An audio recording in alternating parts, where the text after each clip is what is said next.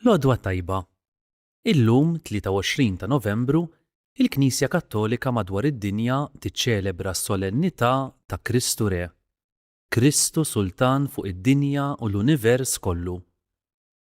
Din il-festa twaqfet mit-sena ilu mill-Papa Piju 11 bilan li l-insara jarfu f'Ġesù il-mexxej wieħed li miegħu iġib il-verità u l-ħajja, il-qdusija u l-grazzja, il-ġustizzja, l-imħabba u s-sliem. Dak li l-bnedmin fid-dinja kollha jeħtieġu biex jgħixu bid-dinjità. F'Malta għandna monument dedikat lil Kristu Sultan u kien inħadem fuq stil Art Nouveau mill-iskultur Antonio Xortino fl-1917. Il-monument jinsab fil-Furjana mill-lokalità mnejn se niċċelebraw il-Qudiesa tal-lum mill-Knisja tas-Salib Imqaddes tal-Kapuċċini fil-Furjana. Din il-Knisja u l-Kunvent mibni magħha kienu l-ewwel residenza għal patrijiet Kapuċċini Franġiskani f'Malta. Dawn bdew jinbnew fl-1588. Il-Knisja damet tinbena u tlestiet fl-1773 meta ġiet ikkonsagrata. Sfortunatament, iġġarfet għal kollox fil-gwerra u reġgħet bdiet tinbena fil-ħamsinijiet. Reġgħet ġiet ikkonsagrata fl-2015. Il-Qudiesa tal-lum se tkun iċċelebrata mill-Provinċjal tal-Kapuċċini Patri Ivan Xikluna flimkien ma' patrijiet oħra.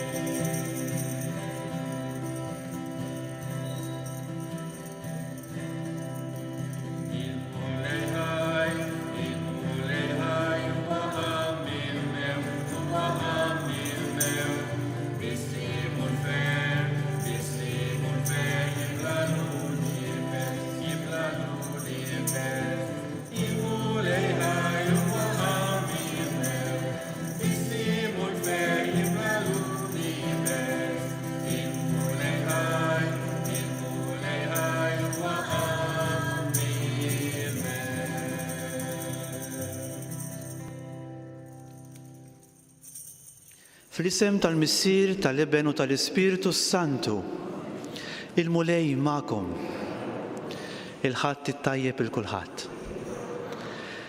Illum bħala Knisja fid-dinja kollha qed niċċelebraw il-festa solenni ta' Kristu Re, ta' Kristu Sultan tal-ħolqien kollu. Ħuti, il-mulej Saltan daqskemm isib lub miftuħa għalih. Il-qalb hija l-iktar post profond fil-bniedem minn fejn joħorġu l-għażliet il-kbar, jew favur Kristu jew kontra Kristu. U għalhekk illum Ġesu Sultan qed jgħid lili u lilek dak il-vers li nsibu fil-ktieb tal-Proverbji: Ibni, binti, agħtini qalbek. U għalhekk għamilna x'għamilna, wasalna fejn wasalna, ħawwadna kemm ħawwadna, hemm dejjem post għalina fil-qalb ta' Kristu Sultan.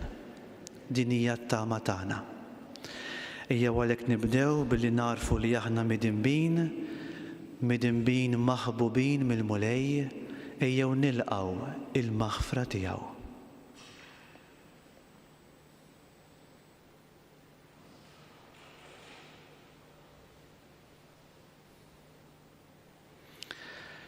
Ħenna lina mulej,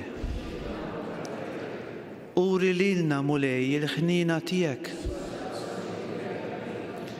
Iħenna lina Alla li jista' kollox, jaħfrilna dnubitna, jwassalna għal ħajja ta' dejjem. Glorja lill-Alla fil-għoli ta' smewiet, paċi fl-art il-bnedmin ta' rida tajba. Infaħruk, imberkuk, nadurawk, natuk ġieħ. Irroddulek ħajra l-glorja kbira tiegħek. Mulej Alla Sultan tas-sema, Alla Missier li tista' kollox. Mulej ben waħdini Ġesu Kristu. Mulej Alla ħaruf talla bin il-Missier. Int li tneħħi d-nubiet tad-dinja ħenna lina. Int li tneħħi d-nubiet tad-dinja il-qattalb tagħna. Int li qiegħed fuq il-lemin tal-Missier ħenna lina. Għaliex int waħdek qaddis, int waħdek mulej, int waħdek l-għoli Ġesu Kristu mal-Ispiritu Santu fil-glorja tal-Missier Alla. Amen. Nitolbu. Mulej Missier qaddis, inti rrid tiġġedded kollox f'ibnek il-Għażiż, is-Sultan tal-ħolqien kollu. Fit-tjieba tiegħek għatina l-ħlejjaq kollha ħielsa mill-jasar ta' dnub, jaqdu l-kobor tiegħek u jfaħruk għal dejjem. Bibnek Ġesu Kristu Sidna li huwa Alla u li miegħek jgħix u jsaltan flimkien mal-Ispiritu Santu għal dejjem ta' dejjem.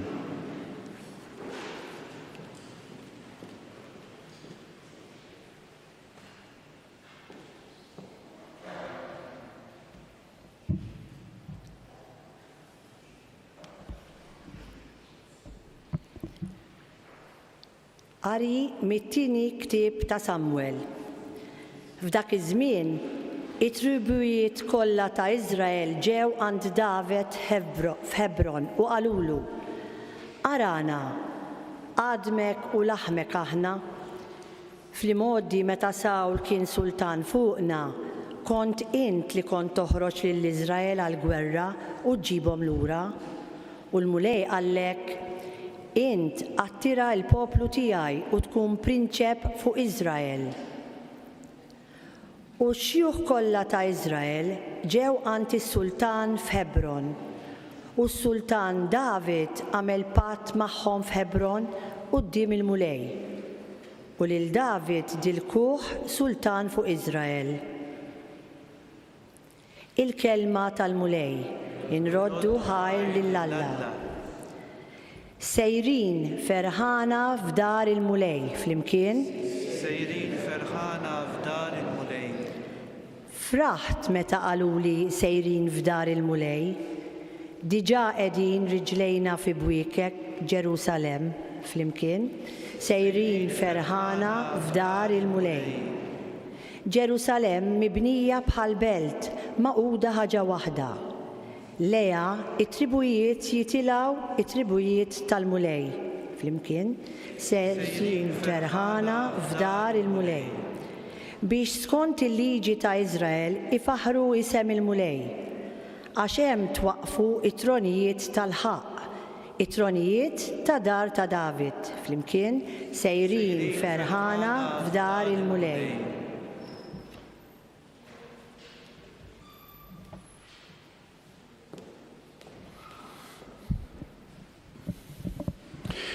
Qari mill-ittra ta' San Pawlu Apostlu lill-Kolossin. Ħuti, roddu ħar il-Missier jagħmilkom denji li seħbu fil-wirt tal-qaddisin fis-saltna tad-dawla.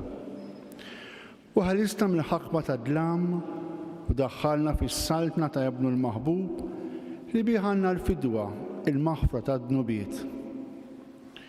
U iġbija ta' Alla li ma jidirx il-kbir fost il-ħlejja kollha.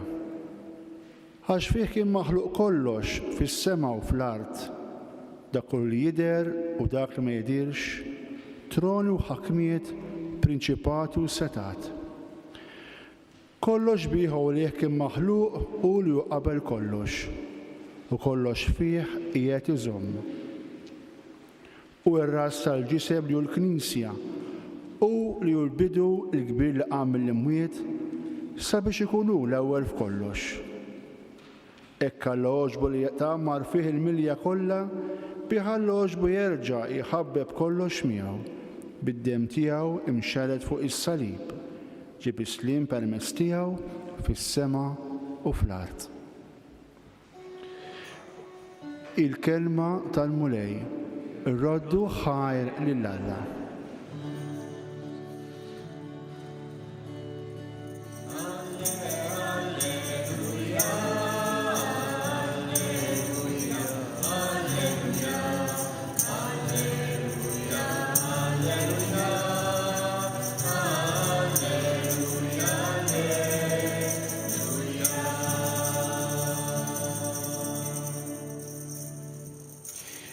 Imbierek minn ġej fisem il-mulej, imbierka s-saltna l-ġejja ta' David missirna.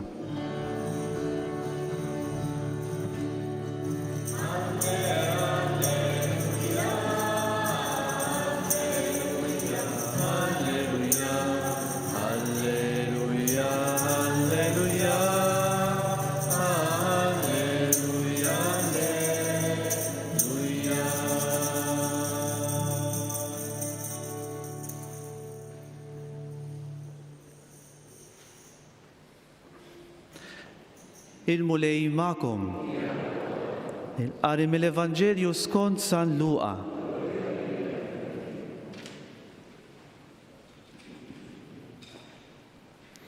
Wara li salbu l-Ġesu il-poplu waqaf hemm ħares, waqt li l-kapijiet bdew jiddieħku b'Ġesu jgħidulu: dan salva lill-oħrajn, ħajsalva lilu nnifsu jekk tassew il-Messija, il-Maħtur ta' Alla. Is-soldati wkoll bdew jadduh biż-żmien, resqu lejh newlulu imbitqaris u qalulu: jekk inti s-sultan tal-Lut, salva lilek innifsek. Fuq rasu kien hemm ukoll kitba li kienet tgħid: dan huwa s-sultan tal-Lut.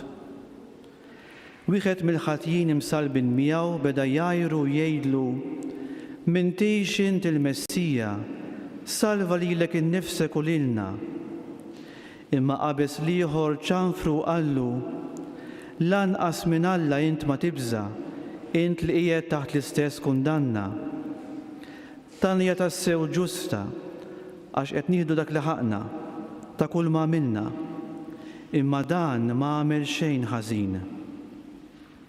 Imbagħad qal: Ġesu ftakar fija meta tidħol fis-saltna tiegħek. U Ġesu wieġbu: tassew ngħidlek, illum tkun fil-ġenna miegħi. Il-kelma tal-mulej.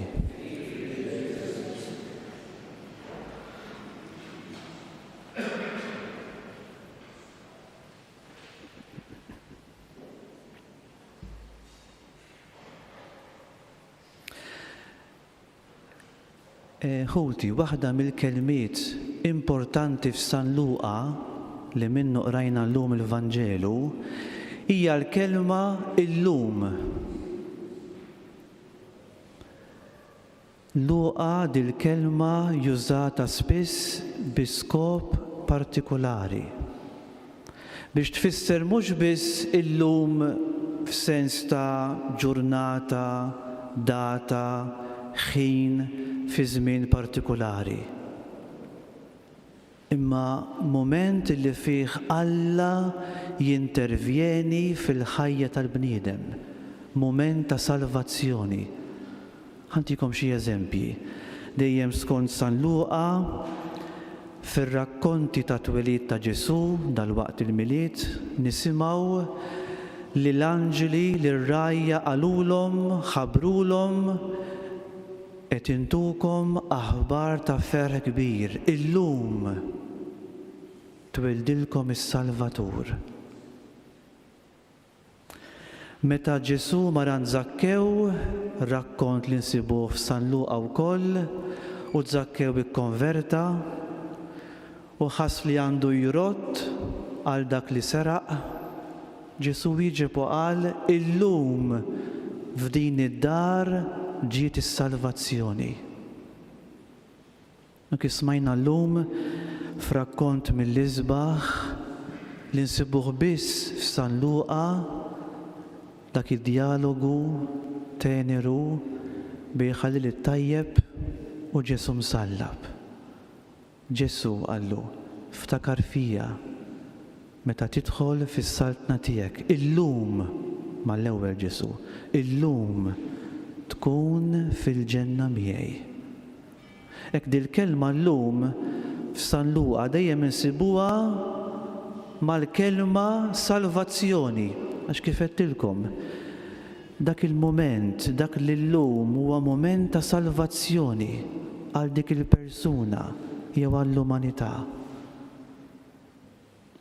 Infatti ħuti fil-Grieg, mhux bħal Malti, fil-Grieg għandhom tal-inqas żewġ kelmiet biex ifissru l-kelma żmien, tempo. Għandhom il-kelma kronos u l-kelma kairos. L-ewwel kelma tfisser kronos, iż-żmien illi jgħaddi b'mod kronoloġiku. Ġurnata wara oħra, xahar wara ieħor. Imma kairos, dak iż-żmien, dik il-ġurnata, dak il-moment, huwa moment ta' salvazzjoni għall-umanità jew għall-persuna konċernata. Bħalma kien Zakkew u l-Ħalil it-Tajjeb li sar qaddis huwa meqjum fil-Lvant bħala San Diżma. Kif jgħid Sant Wistin, tant kien Ħalil tajjeb illi fl-aħħar ta' ħajtu sera anki l-ġenna. Ħuti, ix-xitan bil-maqlub ta' Ġesu. Ġesu jisħaq illum huwa żmien it-tajjeb. Illum huwa żmien tas-salvazzjoni għalina. Ix-xitan jittentana biex inħallu għall-għada dak li kapaċi nagħmlu llum. Dejjem ħajjarna biex nipprokrastinaw u xi darba tqer u xi darba titlob bis-serjetà. U meta mbagħad tixjieħ taħfer il-minu ħati għalik xi darba għada illa qatt ma jasal. Ġesu bil-maqlub, jekk illum tisimgħu leħnu, illum la twebbis qalbek. Illum huwa żmien it-tajjeb, għada ħadd ma rah. Dak li għandek tagħmel għamlu llum, għax illum għandek fidejk. Jekk għandek tiftaħ qalbek għal Kristu Sultan, iftaħ llum. Ġesu huwa Sultan tal-qlub tagħna, hekk isaltan Ġesu. Daqskemm isib qlub disposti u miftuħa għalih. U kultant Ġesu bil-paċenzja kollha idum iħabbat. Idum iħabbat fuq il-bib tal-qalb tagħna. Alla għandu ħafna sabar, ma jimponix ruħu. Jibqa' jistenna il-moment it-tajjeb meta l-qalb tinfetaħ. Sal-aħħar momenti, ħalli t-tajjeb fl-aħħar momenti, Kristu saltan fil-qalb tiegħu, fetaħ qalbu għalih.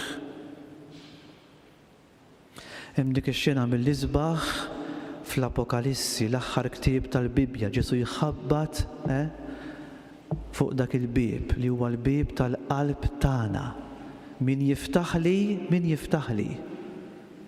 Ma jidħolx bulldozer bil-fors, jekk trid.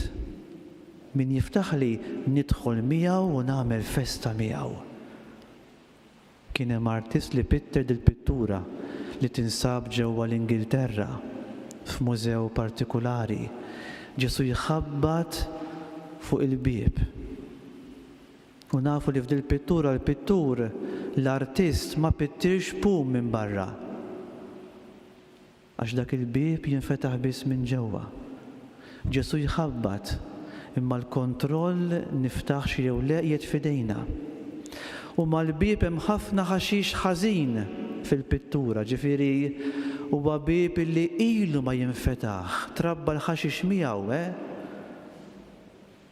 Kristu jibqa' jħabbat sakemm xi ħadd jiftaħlu. Din hija l-paċenzja ta' Alla illi Alla għandu magħna. Ma jgħajja qatt jaħfrilna kien jgħid Papa Franġisku. Aħna nejjew u nistħu niftħu l-bieb nitolbuh jaħfrilna. Qed niftakar xi xarejn ilu hekk kelli esperjenza mill-isbaħ fl-isptar tal-onkoloġija. Mort minflok Patri Mintana biex nagħti servizz, qed indur il-morda, il-pazjenti, u kien hemm pazjent li qed nitkellmu hekk u qal li jiena ma nemminx Fader, m'iniex Kattolku, ma kienx Malti. Qalli però ġimgħa ilu ġew tnejn lebsin bħalek, jiena kont dak iż-żmien biċ-ċoqqa tal-Patri, tal-Kabuċċin. Qalli ġew tnejn ġimgħa ilu lebsin bħalek. Qalli u il-mod kif daru bija, il-mod kif kelmuni, b'tant ħlewwa, imħabba u kura, qalli ħassejt xi ħaġa hawn tinbidel. Għamilli bidej hekk, għalli ħassejtaw isni bdilt il-qalb. Intmesset il-qalb. Għalli l-kanser ma fiqx minnu, għalli ma qalbi bdiet fiq Fader u nixtieq insir Kattolku. Xi ġmiel. Alla jinqeda b'żewġ patrijiet komuni, sempliċi, imma ta' xhieda qawwija u saltan fuq dik il-qalb ta' dak il-pazjent li minnu qas ta' fidi bidmuh fajnejh għalli Fader nixtieq insir nisrani. Hekk biex nagħlaq insemmi daqsxejn San Franġisk qegħdin fi Knisja Franġiskana hawnhekk ġewwa l-Furjana, il-Kabuċċini l-Furjana. Franġisku tant kien ħalla il-Ġesu isaltan fuq qalbu. Tant kien fetaħ qalbu beraħ għalih illi l-ewwel kittieb ta' ħajtu Fra Tomas ta' Celano li kiteb żewġ ħajjiet fuq San Franġisk. Jgħid hekk dwar San Franġisk u l-intimità li kellu ma' Ġesu. Tassew Franġisku kien dejjem medi kontinwament b'Ġesu. Il-Ġesu kien iġorru f'qalbu, Ġesu kien f'moħħu, Ġesu kien f'għajnejh, Ġesu kien f'widnejh, Ġesu kien f'idejh, Ġesu kien fil-membri kollha ta' ġismu. Miet ta' 45 sena, imma miet bħala xi ħadd li tassew kien ħalla l-Kristu jsaltan fil-moħħ, fil-qalb u fil-ħajja tiegħu. Seta bħal San Pawl jgħid ngħix imma mhux jien, imma Kristu jgħix fija. Għalhekk nagħmel appell ħerqan lil kulħadd, lil innifsi l-ewwel wieħed u lilna lkoll f'dil festa ta' Kristu Sultan. Ejjew neħdu l-Kristu bis-serjetà. Ejjew niftħu qalbna beraħ għalih. Kif kien qal San Ġwan Pawlu t-tieni kif sar Papa. Spalancate le porte a Cristo. Mhux bexxaq, mhux iftaħ. Spalancare, ġifieri iftaħ beraħ. La tibżawx. Ġesu ma joħodlok xejn, ma jisirqekx, imma jtik kollox lura b'abbundanza kbira. Dak li għandek tagħmel għamlu llum. U jekk nagħmlu dan il-mulejja tina slim. U jkun infaħħar Ġesu Kristu.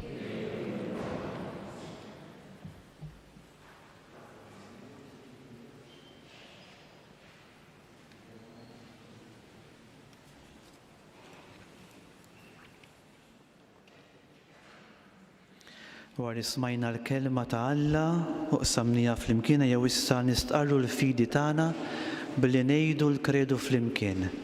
Jiena nemmen f'Alla wieħed il-Missier li jista' kollox li ħalaq is-sema u l-art, dak kollu li jidher u dak li ma jidhirx. F'Mulej wieħed Ġesu Kristu Iben waħdini ta' Alla, imnissel mill-Missier qabel kull żmien, Alla minn Alla, dawl minn dawl, Alla veru minn Alla veru, imnissel mhux magħmul natura waħda mal-Missier u bih sar kollox. Niżel mis-smewwiet għalina l-bnedmin u għall-fidwa tagħna ħal ġisem bis-seta tal-Ispiritu Santu minn Marija Verġni u sar bniedem. Salbuh għalina Ponzju Pilatu mitu difnuh. Fit-tielet jum qam minn bejn il-wied skont il-kodba mqazza. Tela s-sema u qiegħed fuq l-lemin tal-Missier u għandu jerġa' jiġi fil-glorja biex jagħmel ħaq mill-ħajjin u mill-mejtin u s-saltna tiegħu ma jkollix tmiem. Mulej li jagħti l-ħajja li ġej mill-Missier u mill-Iben li hu meqjum u weġġaħ flimkien mal-Missier u mal-Iben u li tkellem fom il-profeti. Fi Knisja waħda qaddisa Kattolika Apostolika nistqar mamudija waħda għal maħfra tad-dnubiet, nistenna l-qawma mill-imwiet u l-ħajja ta' żmien li ġej. Amen. Waqt li nemmnu ħuti jeżis li Alla jinsab magħna, l-Emanuel, qiegħed jismana u jarana, inresqulu b'fiduċja sħiħa it-talbiet tagħna. Nitolbu għall-Papa u l-Sfijiet kollha biex ixandru b'fedeltà sħiħa il-kobor tal-ħnina u l-imħabba tiegħek fost il-ġnus. Nitolbu. Mulej għal dawk li għandhom is-seta fuq il-ġnus biex bl-umiltà ta' Kristu Ibnek ikunu dejjem lesti li jaqdu l-dawk avdati f'idejhom. Nitolbu.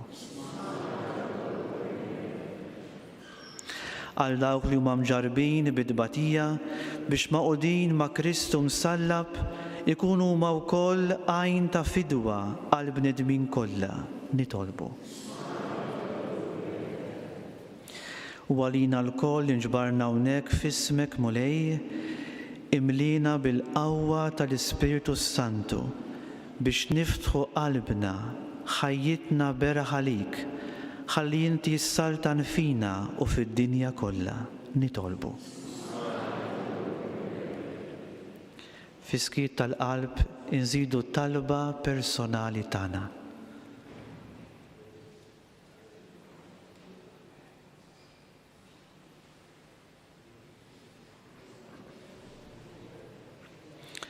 Mulej Missier ħanin isma' t-talb li għamilnilek u għenna nibnu fosna is-saltna tiegħek li hija saltna ta' mħabba, ta' verità, ta' ġustizzja u ta' paċi bi Kristu Sidna.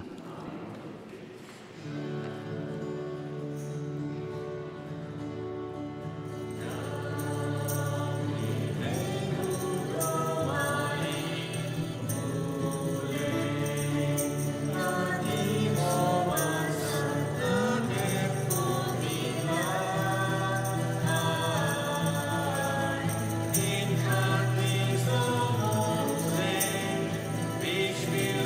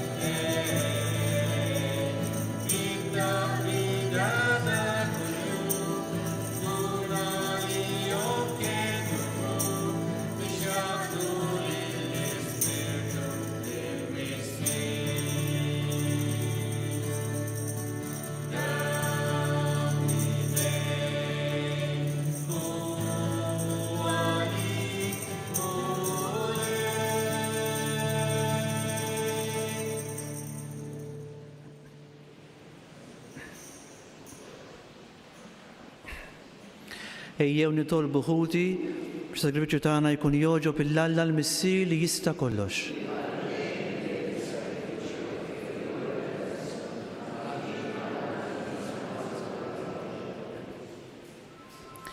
Fit-tjieba tiegħek mulej ilqa' s-sagrifiċċju għażiż li biħibnek ħabbeb mill-ġdid il-bnedmin kollha miegħek u fiċ-ċokon tagħna tolbuk biex l-istess ibnek jagħti l-ġnus kollha il-għaqda u s-slim u li jgħixu jsaltan għal dejjem ta' dejjem. Il-mulej magħkom, nerfgħu qlubna l fuq, irroddu ħajr lil mulej Alla tagħna. Huwa sewwa u xieraq tas-sew mulej missier qaddis huwa tajjeb u taġid għall-fidwa tagħna li dejjem u kull imkien roddulek ħajr. Inti konsagrajt il-libnek il-waħdini Ġesu Kristu Sidna bħala qassis għal dejjem u sultan tal-ħolqien kollu biex itemm il-fidwa tal-bniedem u joffri ruħu fuq l-artal tas-salib bħala vittma safja u taslim. U wara li jkun ġab il-ħlejjaq kollha taħt il-ħakma tiegħu jagħti lilek is-saltna fuq kollox u għal dnejjem. U għalhekk mal-anġli u mal-qaddisin fis-sema infaħru kuntennulek bla qiegħda. Qaddis, qaddis, qaddis, mulej Alla tal-eżerċiti, is-smewwiet u l-art mimlija bil-glorja tiegħek. Ħossanna fil-għoli tas-smewwiet. Imbierek minn ġej f'isem il-mulej, ħossanna fil-għoli tas-smewwiet.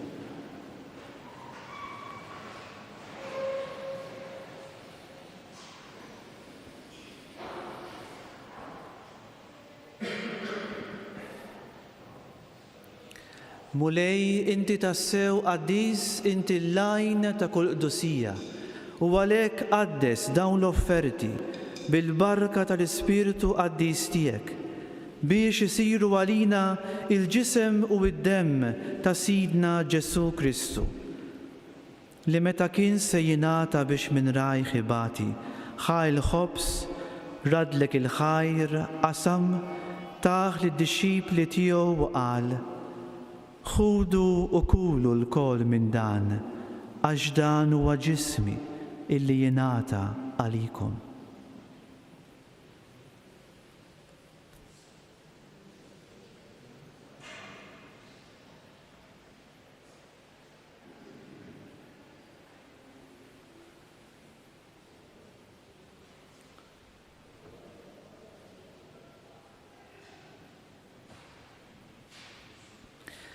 U hekk ukoll wara l-ikla ħa l-kalċi radlek il-ħajr mill-ġdid, birek taħ lid-dixxipli tiegħu qal: Ħudu jxorbu minnu l-koll, għax dan huwa l-kalċi ta' demmi tal-patt il-ġdid li jibqa' dejjem.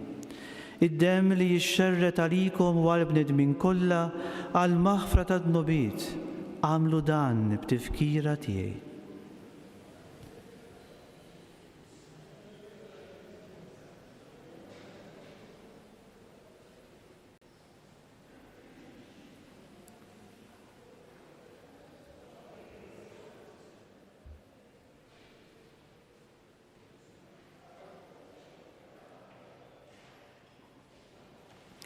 Dan hu l-misteru tal-fidi.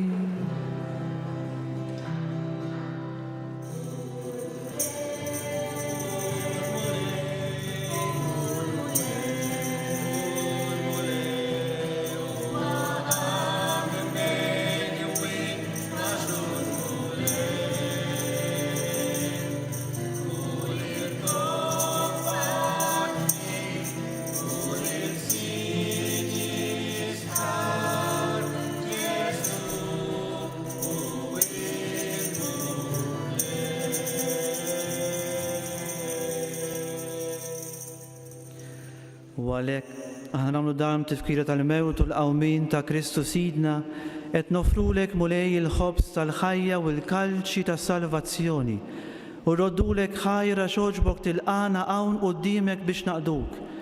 U miċ-ċokon tagħna nitolbu li l-Ispiritu Santu jaqadna f'ġisem wieħed lilna li qed nieħdu sehem il-ġisem u d-demm ta' Kristu. Ftakar mulej fil-Knisja tiegħek imxerda mad-dinja kollha u ttaqaf l-imħabba flimkien mal-Papa Leon 14, mal-Arċisqof tagħna Charles, mal-Isqof Joseph li qed jgħinu, mal-Isqof Tawdex Anton u mal-Ministri tiegħek kollha.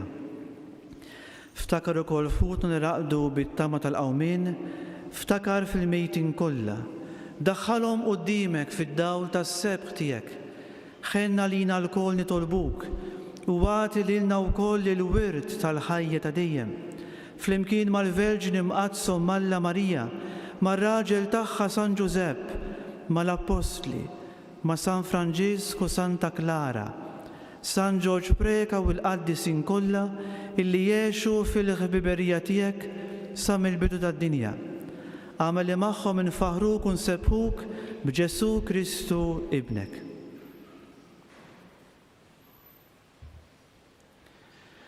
Mi Kristu ma' Kristu fi Kristu, jingħata lilek Alla Missier li tista' kollox, flimkien mal-Ispirtu is-Santu, kull ġieħu glorja għal dejjem ta' dejjem.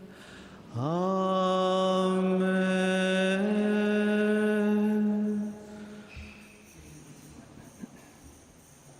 Ejjew issa nkantaw flimkien dik it-talba li għallimna Kristu nnifsu għas-salvazzjoni tagħna.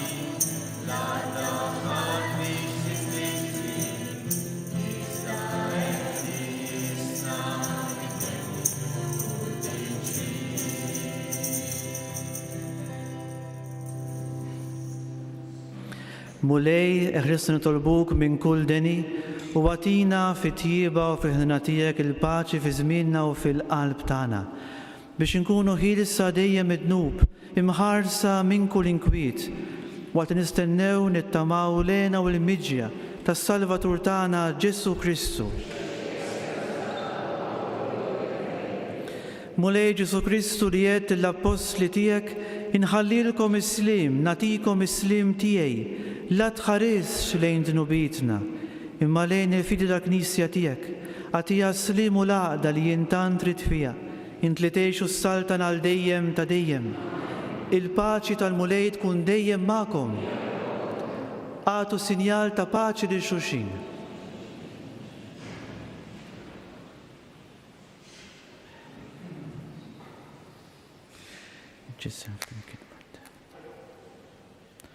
ħaruf Talla li tneħħi d-nubiet tad-dinja ħenna lina. Ħaruf Talla li tneħħi d-nubiet tad-dinja ħenna lina. Għatina l-paċi. Mulej Ġesu qalbina mqazza bil-ġisem u d-dem tiegħek ma tkunx il-kundanna tiegħek, aħnina kbira tiegħek għalina ħarsien fejn qal ta' ruħna u ġisem.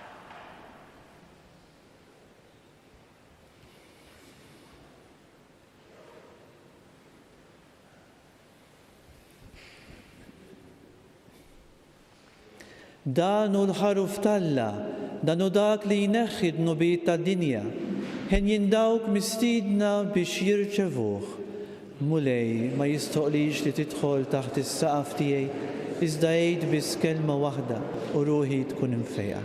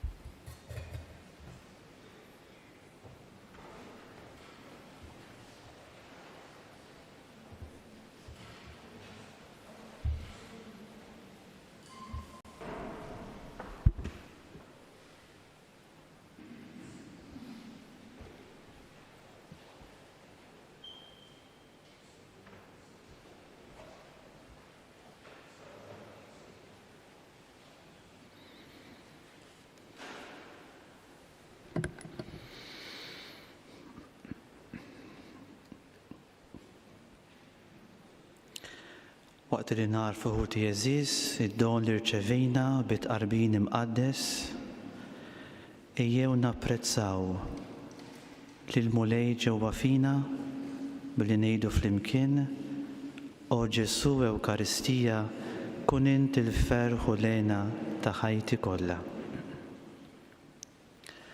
Nitolbu.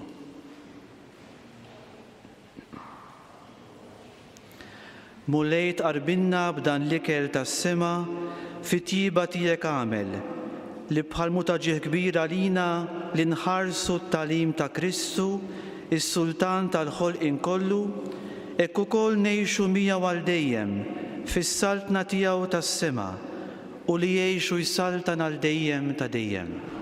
Il-mulej magħkom u jberikkom Alla li jista' kollox, il-Missier, l-Iben u l-Ispiritu Santu.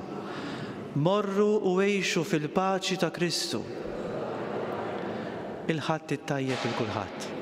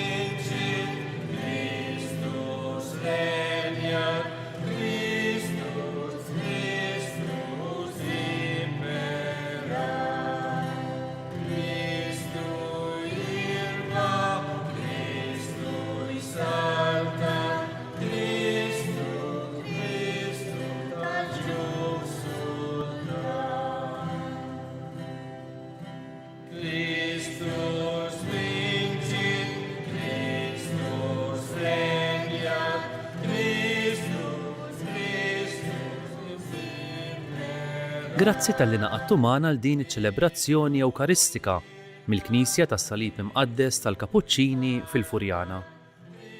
Nixtiequ nħeġġukom sabiex aktar tard illum tinaqdu magħna għaċ-ċelebrazzjoni djoċesana ta' Kristu Re immexxija mill-Arċisqof Charles Scicluna fejn se jingħat l-għasar u wara tingħata l-barka sakramentali. Kulħadd mistieden jattendi għal din iċ-ċelebrazzjoni li ser issir fil-Bażilika ta' Kristu Re f'Raħal Ġdid. Tibda fil-5 ta' filgħaxija.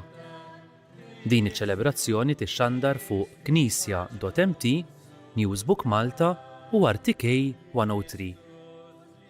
Nixtiequlkom il-kumplament tal-jum it-tajjeb mimli saħħa u barka.